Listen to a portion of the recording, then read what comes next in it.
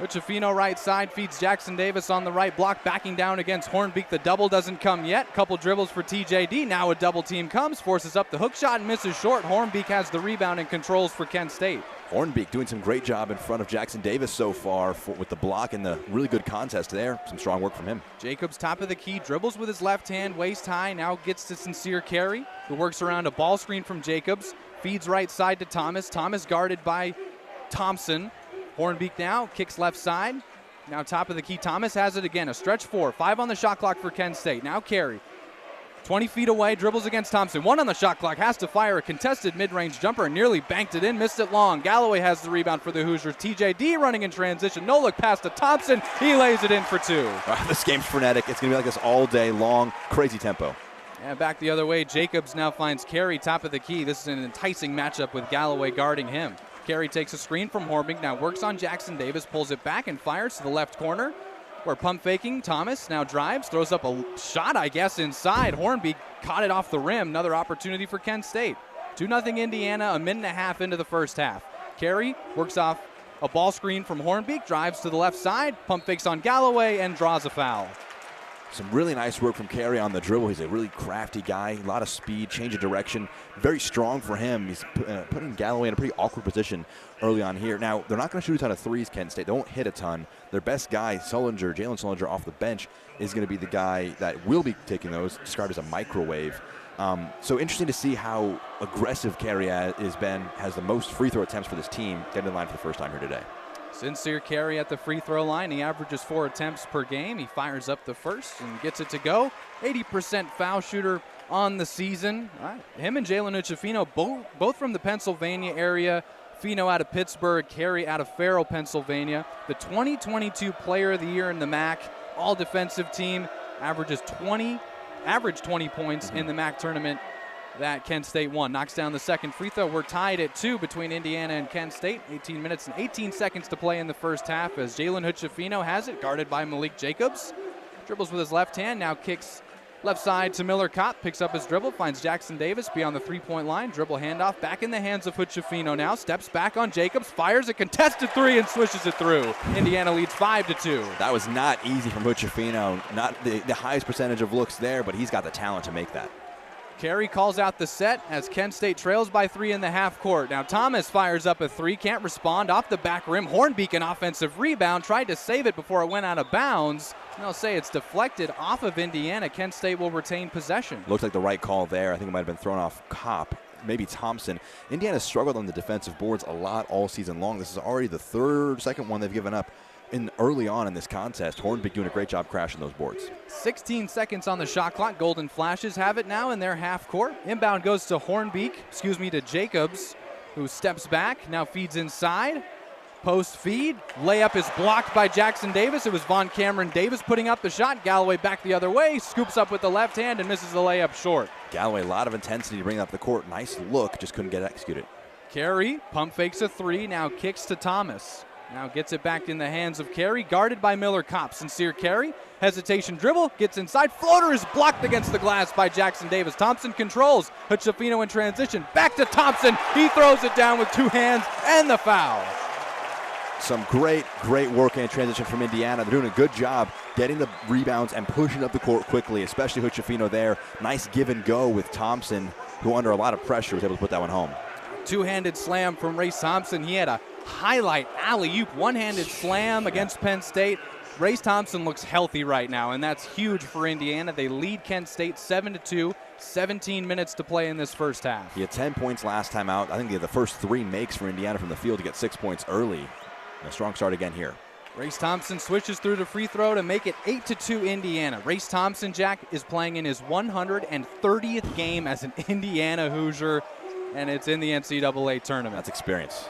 Carey handles up top, takes a screen. Now right side, drives inside, gets to the baseline, feeds a cutter inside, and the layup is good. And that time Von Cameron Davis on the finish. It's 8-4 Indiana in front. That was a really nice finish by Davis against Jackson Davis, who's done a good job with 2 blocks early on.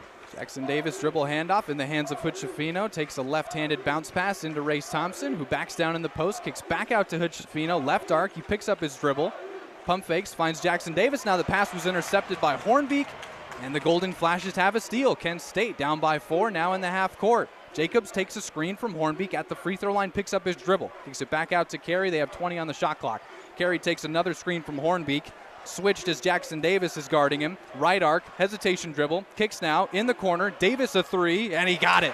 On Cameron Davis, just a 24% three-point shooter, but got that one to go. It's 8-7 Indiana. Bassett leads things off in the right-handed batter's box, swings at the first pitch, sends it out to left, sending Bradley back at the wall, drops in the warning track, and Bassett has extra bases, sliding in with a lead-off double. The Hoosier offense strikes first. Cora picking up right where she left off. Bassett had a game-tying 2-run double in the bottom of the 8th that sent the game into the 9th that Indiana eventually won, but only fitting that Bassett, who set the record for doubles by any Hoosier, came through in the biggest spot in the bottom of the 8th yesterday with her 2-run double that tied it. And now, I mean, for one of the first times all year, someone who was kept quiet yesterday in Taryn Kern. Kern 0 for 4 yesterday as she takes a first pitch strike from Pease.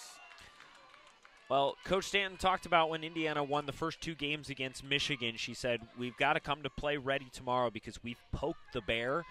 I would say keeping Kern quiet for a whole game would qualify as poking the bear as well. Had her 46th game on base streak snapped as she takes a pitch, dropping out of the zone. The count is 1 ball and 1 strike. And it was an interesting zone. It was consistent yesterday, but the edges sometimes had a little bit more room to them. So it'll be a story to follow how they set up today. The 1-1 to Kern, missing outside, 2 balls, 1 strike. Bassett led things off with a double on the first pitch she saw. And the count is 2 balls and 1 strike to the freshman, unanimous freshman of the year. We could have done that a few months ago. But the player of the year in Taryn Kern. Trying to add to her RBI total of 67, which also led the conference. Takes an inside pitch, called for a strike, and the count evens itself at 2-2.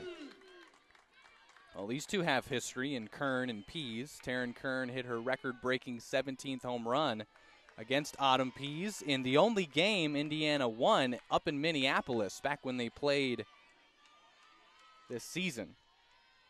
2-2 to Kern with Bassett on second base. Changeup drops in there beautifully for a called strike, and Kern's down looking. 1 out for Minnick. The designated player, number 3. The fact that we've also talked about this as well, the fact that Indiana was able to win the game yesterday with Kern and Minnick quiet. Minnick was able to reach on a walk, but, man, that was an impressive showing. So Minnick stands in with Bassett still at second, swings at the first pitch from Pease. Another changeup, it's fouled back. Pease has just about everything in her arsenal, from a wicked changeup to a screwball, curveball, rise and drop. There's nothing she doesn't throw, and she mixes them well. You don't know what you're going to get in certain counts. Minnick stands in, designated player batting third. Left-handed hitter waits on an 0-1. Pease missing outside, 1 ball, 1 strike. And she's got that slow, methodical delivery. You see so many pitchers just winding it up in the circle and aggressively pitching, but not Pease. As slow and steady as they come. Pitcher of the year, a 1-1 to Minnick. Inside, 2 balls, 1 strike. Indiana hit 3 home runs off of Pease in that opening win on April 7th in Minneapolis. Copeland, Kern, and Minnick all homered off of Pease, chased her out of the game. But Pease would have the final say in the Saturday and Sunday games. A 2-1, Minnick sends one out to center field, drifting back at the wall. It's gone! A 2-run home run for Taylor Minnick to give Indiana a 2-0 lead. McCarthy's 15 for 20, 147 yards, no touchdowns, no picks. 3 receivers split out to his right, Corum to his left in the backfield. McCarthy surveys, now throws right, now completes to the 40. And a big reception there by Andrew Anthony, his first of the game. He's one of the fastest players on this Michigan team, just a sophomore, only has 3 catches on the season. But one of the guys, he had over 150 yards at Michigan State last week, one of those really highly touted recruits that Jim Hardball got to come to Ann Arbor. 17-yard reception now, 1st and 10 from the 39. Corum breaks a few tackles, keeps chugging upfield, and finds himself in Indiana territory beyond the 45. What a run there from Corum. Bradley Jennings Jr. had Corum right at the line of scrimmage. He slipped out of it, and you give Corum an open lane and look out, and Michigan is moving the football. That stout frame, 5'8", 210. Gets the handoff here, up the middle again. Can't squeeze through there as he'll pick up 1, maybe 2. Forward progress will have him stopped, but he tried to carry that pile as far as he could. 2nd and 7. They're at Indiana's 40. 9.5 to play in the 3rd quarter. McCarthy looks to the sideline. And now it's Donovan Edwards in the backfield for Corum. They'll send Johnson in motion to the right side of the field. The lone receiver to the left is Andrew Anthony. McCarthy claps, but now looks to the field. Faked it. Now takes the shotgun snap. Fires one deep down the far sideline. Incomplete. That was another target for Bell. And guess who was in coverage? Tywan Mullen. He's only been beat once today, and it was on that Cornelius Johnson drop earlier. We never mentioned his name in the first half because he has pretty much shut down Johnson. He had great coverage again there. This is an interesting spot for Michigan at the Indiana 40. Sure is. 3rd and 7, under 9 minutes to play. Still tied at 10. And we'll see what they dial up here. Hennings and Anthony are the receivers split out to the left. Bell is the lone receiver to the right. And Edwards is still the running back. McCarthy drops back to pass. Now will take it and run. Inside the 40, goes for the first down and gets it with his legs.